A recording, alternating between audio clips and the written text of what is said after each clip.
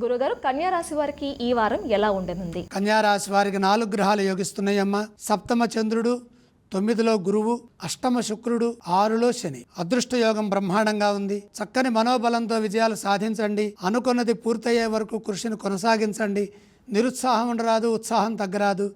సత్ఫలితాలు సాధిస్తారు. ఎన్నాళ్ళుగానో ఎదురు చూస్తున్నటువంటి పని ఒకటి ఇప్పుడు పూర్తవుతుంది. ఉద్యోగంలో కలిసి వస్తుంది. సంకల్ప సిద్ధి కలుగుతుంది. నూతన ప్రయత్నాలు సఫలమవుతాయి.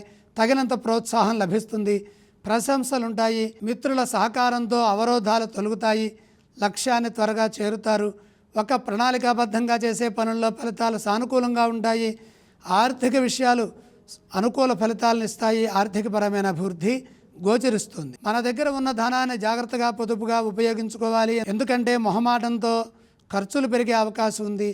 చిన్న పొరపాటు జరిగినా పెద్ద ఇబ్బందిగా మారుతుంది.